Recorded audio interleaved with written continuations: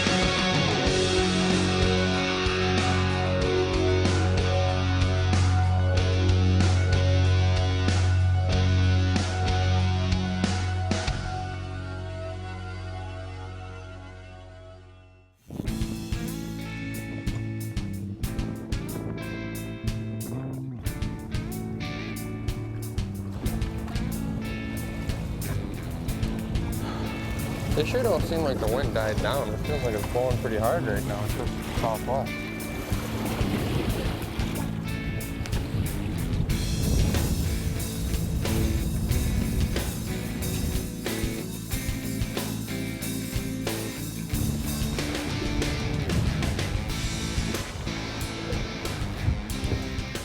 Hey Dad, there's a fish on this outside board. All right. Not 100% sure it's a giant, but it's the first fish. First blood's a good thing. So Yeah.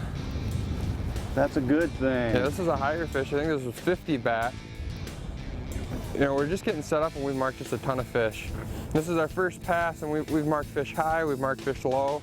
And so really all we can do is just put a whole bunch of different lead lengths out there and do what we can do just to see which ones are gonna bite. If the high fish are the ones that are gonna bite, is it the low ones? You know, we don't know yet. So the day's early, and it's time to put a pattern together. I think the board's underwater, Dad. It might be better fish than I thought. I like that. So when you come down to this area, you know, and we launched out of Huron today, when you come out of this area, you really want to put a couple day window in there, and that allows you, you know, you're gonna have a blow day, and you're gonna get out a couple days. It's just finally starting to die down with the wind. It switched out of the southwest, and hopefully the fish are gonna bite today. Dad, I didn't make this one very pretty. I think I took every line in the process, but it's our first fish and it's not too bad. It's not too bad. You get extra bonus points for bringing in more than one line at a time. That's not a bad fish. That's a good start, man. On this week's episode, we're after fall time walleyes. They're chunky, they're fat, and hopefully we put a whole bunch of these in the boat this morning. Jake, there we go. My turn to get in the action here. Dad, you just got that set out there, didn't you? Yeah, I hadn't even pulled forward. That's one of the neat things about the planer board trolling. So I had just reset this line and I had it fishing real deep and we hadn't really caught much on it. And Jake caught that fish high. So I just simply reeled it in, shortened up the lead length a little bit, pulled it up in the water column, put the board back on it, sent it out to the side, and bam, back she goes. I love it. That is a cool thing. The good news is when you start getting two fish on at a time, though, you know you're in a... We're starting to put a little pattern together, Dad. Both of those fish that we have on right now, we have one on the middle board also on my side. Those are both on bandits. And that was 70 back on mine and yours is 100. Mine's 100 back. So we're starting to put something together here. A little higher fish. You just want to go slow and steady on these fish. The boat's already moving pretty good. As you can see, it's a little bumpy out here today. It's not what I would call rough, but it's certainly bumpy. And so we're putting a fair amount of pressure on these fish. So just slow and steady. You don't need to pump the rod. Just keep them coming. And that's the goal here, is just keep them coming. And don't stop. Don't give them any slack. There he is up on the surface there, Jake. Looks like a fish just about like yours. It's a nice fish. There you go. Dump him out and go get yours on the other side. Maybe it's bigger. I'll unhook that one. Now it's my turn. You know, that's the coolest thing about Lake Erie. There's so many fish in the system that it's keeping you busy. You know, in the summertime you have to deal with a lot of other different species of fish like white bass and sheephead, catfish. But this time of year with the water being so cold, if you have a board go back, chances are it's going to be a walleye. And this is my favorite way of fishing. Out of all the different kinds of trolling crankbaits, it gets my blood pumping. You add a couple big walleyes mixed in, it's a perfect combination. A little bit better fish than I had. Oh, this chunky little guy. Scoop him. We Nice got him. fish, Dad. All right. Not bad doubleheader to the kid. Time to start putting together a pattern. It's going to boil down to the lures we're using, the lead lengths, the speed, and of course our location. Put all those together, hopefully we can put some more fish like this in the boat. Additional considerations provided by the Ultimate Sports Show Tour, Michigan's premier sports shows. Additional considerations provided by Motor Guide, engineered for anglers. Just a little bit of a summary. We caught 3 very, very quick fish. Now we've gone maybe 20 or 30 minutes and haven't had a bite. So that's a very good indication of what happened is that we moved through a pot of biters. So we can just keep on tooling and hope to cut into another pot of biters. But I'm not a gambling person. I don't want to do that. I want to pull all my lines, run back up and set up and come right back over fish we know that are biting. And we want to do it as soon as possible. So time to pull lines, run back up, and reset up our gear. Over the years, boat control has kind of been a challenge, but lately with the technology that's come out, it's made it so much easier. And what I mean by that is the gateway system. And what the gateway system is it's teaming up my Lowrance electronics with my XI5 motor guide, and it's allowing me to pinpoint right where I want to go. We just went over that school of fish, and so what I did is I touched the cursor and I told the boat to basically drive right back to that waypoint. So we're covering the exact same water again. There's no more being 150, 200 feet off your waypoint. You can fish that exact water every single pass. You know, open water walleye fishing is a good news, bad news scenario. The cool thing is that this fall fishery really extends our season. We get to fish literally all through the month of October, November, and at this latitude all the way through December. So we get a lot more time on the water. That's a positive.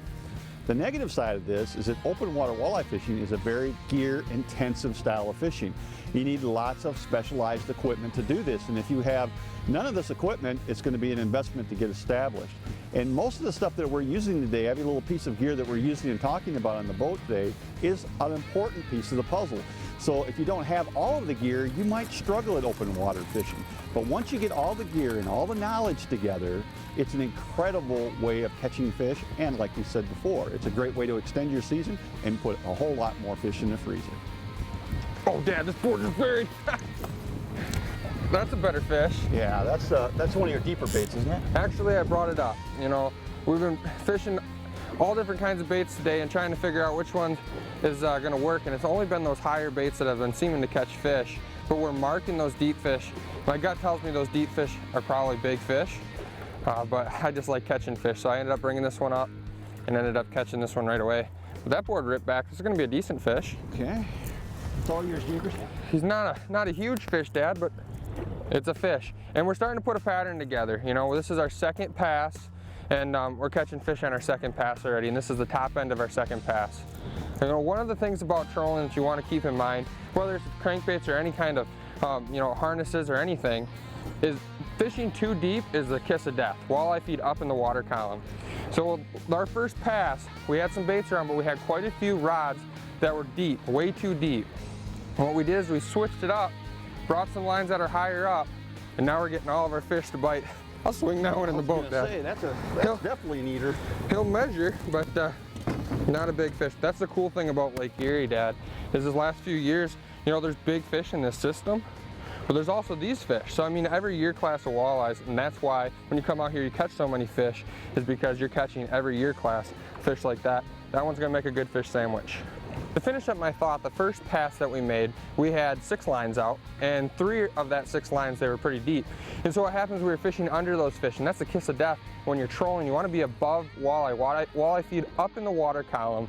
So this second pass, we brought all of our lines up, and we're hoping that that's going to make all of our rods catch fish. That's what makes trolling such a harvest fest, when you have all of your rods all catching fish. I love it. We're going to get this one right back in. You know, interesting thing about that fish, Jake, I happened to be watching that board when he bit, and that board just rocketed back, and I thought for sure that we were into a bigger fish, and it was your inside line, so I was assuming it was your deeper line. But the interesting thing that's going on here is that there's so many fish in the system now. A lot of them are small, quite a few medium fish and a few big fish. It seems like these young fish are very aggressive, and they're so aggressive that, you know, I mean, it's just amazing how when they grab that bait, I mean, that board just rockets back. We're used to the board just kind of sliding back slow when you get a fish in the fall. Not today. They're grabbing it and they're taking off with it. My turn, Jake. There's one on the outside board.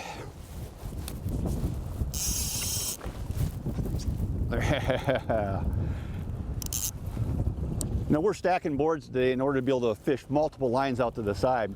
And one of the important things if you're going to stack boards is you have to be able to trip the board and let the board slide back. If you don't have planer boards that you can trip, you're going to have to clear all your inside lines in order to fight a fish on an outside board. After we get this fish in the boat here, I'll show you a little bit more about it. But that's one of the nice things about offshore boards is that they are coming right out of the factory, you know, set up with the right releases in the package to be able to trip the board, to be able to do exactly what we're doing today. So what my dad was talking about with releasing the board, you can see that what we've done is we've had the front release from the board, and that board can swing to the back of the boat. And all I have to do is just unhook this OR16 at the back.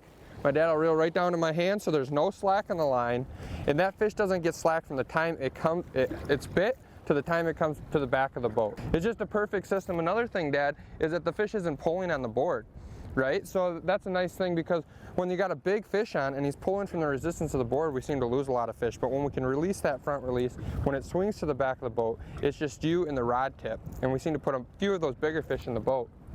This one's staying down, Dad. It's staying down, but I don't know how high a quality it is, but I'm telling you what, every walleye in late November is a good walleye as far as I'm concerned. He's right Not there. a bad fish. Not a bad fish. They're all chunky this time of year, aren't they? Oh, he ate that reef runner good. I like that. That's been a good bait for me. That color's been good. Not one of Lake Erie's finest, but definitely a good fish with a live well. I love it. Additional considerations provided by Lowrance Electronics. Find, navigate, dominate. Additional considerations provided by Fishhawk Electronics. Trolling without a fishhawk is called boating. Hey, let's take a second and talk about rod holders. Anytime that you're open water trolling, rod holders are going to be very fundamental to your fishing success. And there's a lot of different rod holders out there, different styles. There's things called cradle rod holders, there's tube rod holders, there's things called trees. All of these are effective. Now we're fishing in Jake's boat today, and Jake likes these cradle rod holders. These happen to be produced by Cisco Fishing Systems, and they got real short, little stubby cradles in them. And the reason he likes these is because the rod comes out really super smooth and super easy. And I can see the advantage of that.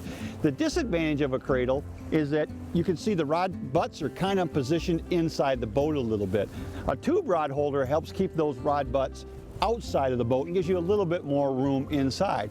Well, is one better and one worse? Absolutely not. It really doesn't matter. Cradles, tubes, or trees, they all work well. It just comes down to a personal preference. And that's the reason why a company like Cisco Fishing Systems produces all of those rod holders for all different kinds of applications and all different kinds of people. Incidentally, all of these rod holder types that we've talked about fit inside a track system that's also produced by Cisco. So you can put the rod holders on when you need them, take them out, and store them when you don't. It's a great system. The setting for this week's show is a place called Huron, Ohio. And for those of you who don't know where Huron, Ohio is, it's a place you need to be putting on your map. This is the walleye capital of the world, and as you're going to see from the video today, not only was there a lot of walleye, there's also a lot of fishermen that use this area. Well, anyone that's spent much time fishing with crankbaits knows that they're useless unless you put them in front of fish. So the primary way that we control where a crankbait is running in the water column is by how far we put it back, or the lead length. And the longer you let them behind the boards or behind the boat, the deeper they're going to dive. But nobody knows how deep individual crankbaits goes, and so essentially what happens is you're put into a situation. You got two ways that you can deal with this. You can either just experiment with lead lengths until, by guessing by golly, you finally blunder onto the right lead length combination and get those baits into the strike zone, or you can consult technology. There's an app out there called the Precision Trolling Data app. and it covers hundreds and hundreds of popular crankbaits. And what it does is it tells you how deep the lure dives based on how much line you're letting out behind the back of the boat. It's fundamentally critical to open water trolling. With the app, and we're using our sonar, we're seeing fish, say, 15 feet down below the surface. We can literally look at the app, figure out how much line we have to get out to let our lures dive 15 feet and putting our lures smack on the face of the fish. It's like putting sights on your crankbaits and aiming them right to where the target zones are, where you're likely to catch walleyes. So the Precision Trolling Data app is an important piece of open water trolling anytime we're using crankbaits. Hey Dad, there's one on this outside board. It's another high line. This has actually been a pretty productive bait today. This has been a Reef Runner 50 back, 55 back. Has been our almost most productive bait the whole day. So, one of the things when you're running boards and it's windy out, boards are a real effective way of catching fish, but when it's windy out, things happen. And we're trying to... What happens, Jake? Things happen, And, we're trying to get as many lines out as we can. So with the wind and the way that it is, sometimes you tangle a line here, tangle a line there, but it's definitely worth it. Especially when we have 2 fish on right now.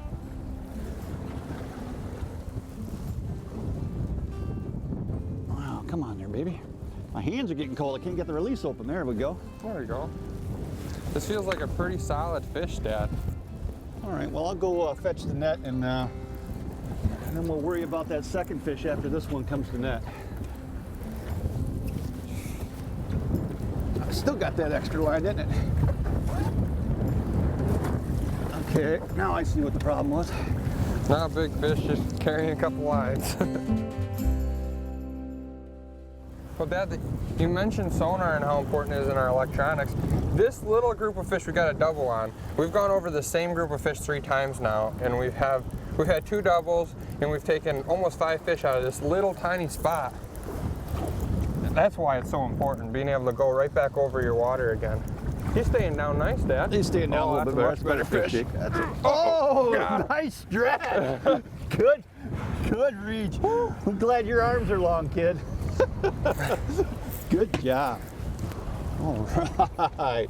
Yeah, the Reef Runner's been good on your side, and the Reef Runner's been good on mine as well. So, no surprises there. It's a bait that is very popular here in Lake Erie and will continue to be so for many generations. That's the 800 series Reef Runner, by the way, the big one. Additional considerations provided by ProCure, ruthlessly effective bait suds. Special considerations provided by Bait Rigs Tackle, America's innovator of fine fishing products, and by Eagle Claw Hooks, proudly made in America since 1925. The category of lures that catch these fish are what I call minnow divers. They're all larger crankbaits like the ones I have in my hand here. They're all minnow profiles and they all have diving lips on them. All of these baits are going to achieve depths from, say, 15, 17 feet down to about 30 foot in depth, and that's going to be the lures that are primarily used to catch these fish. The good news is there's really only 3 or 4 really common ones that people use on Lake Erie. The Reef Runner 800 series is certainly the most popular. It's been around the longest and it's just caught a ton of fish. A lot of us have faith in that bait. And then another one that came along a few years after that was made by Rapala. It's called the Deep Down Husky Jerk. And that's a very popular lure as well, and that catches a lot of fish as well. The new kid on the block is a bait called the Bandit, and it's the 5/8 version, a little bit larger size, but it's relatively new bait, and it's getting a big following now. I don't know if it's just because it's new and people are enamored with it, but I'm telling you, it's catching quite a few fish, and today, it's caught about half our fish today as well. So those 3 lures, the 800 series Reef Runner, the Deep Down Husky Jerk, and also the Bandit, are going to be your 3 primary baits you're going to use when you come out here for fall walleye trolling. We've talked a lot about gear today, and the most important gear of them all is the boat that we're standing in. There's a lot of boats out there, but the boat we're fishing in today is called the STX 2050. That's made by Starcraft, and this is my personal boat that we're in right now, and I absolutely love it. My dad has one just like this, and it's our everyday go-getter. It runs rough water beautifully. It's a small enough boat that you can put on inland lakes as well. So if you're looking for a boat, you're going to want to look at this boat, and I'll show you why. There's a couple reasons. Just the storage on this boat.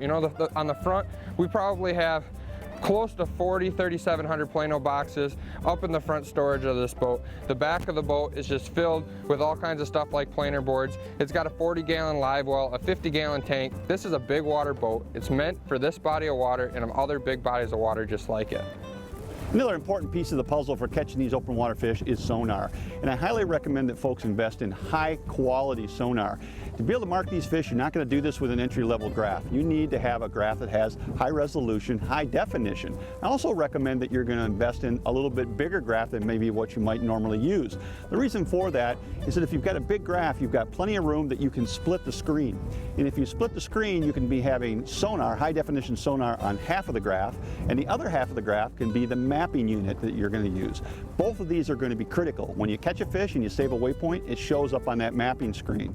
So every time that you catch a fish, you save a new waypoint and you use that for your navigation skills. On the other side of the graph, you're using it for traditional things like sonar, finding fish. So having a large screen sonar, a 9 or a 12-inch unit, is going to make a big difference in how effective you are at catching walleyes in the open water. Now, this isn't a giant fish, Dad, but still a quality fish. We've really been spoiled the last few years. We've been fishing those 2003 year class of walleyes. And don't get me wrong, there's still a lot of big walleyes in Lake Erie. But this fishery is just so healthy. You know, we have fish from literally too short to be able to keep all the way up to 10, 11, 12 pounds and everything in between. And that's why you catch so many fish here on Lake Erie, is because you have these fish in all the different year classes.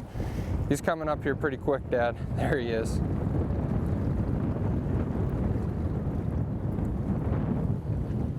Scoop them. Hey, my name is Mark Romanack, and you've been watching Fishing 401. Hope you learned a thing or two about trolling crankbaits for fall walleyes. We'll see you same time, same place next week. Closed captioning is provided by Fishhawk Electronics. Fishing 411 is brought to you by Offshore Tackle, your leaders in trolling technology. Yakima Bait, home of the rooster tail. Evinrude Outboards, introducing the E-Tech G2. Starcraft Marine, America's oldest aluminum fishing boat line. Jay's Sporting Goods, trust in the tradition. Cisco Fishing Systems, fish the finest. Smooth moves, smooth your ride. Precision Trolling Data, the Troller's Bible, now available in an app. Fish Niagara USA, up close and powerful. God, you're giant. Where did you get so big? Oh, look what happened. Oh, one of my custom painted wrapless I stepped on it. Fired.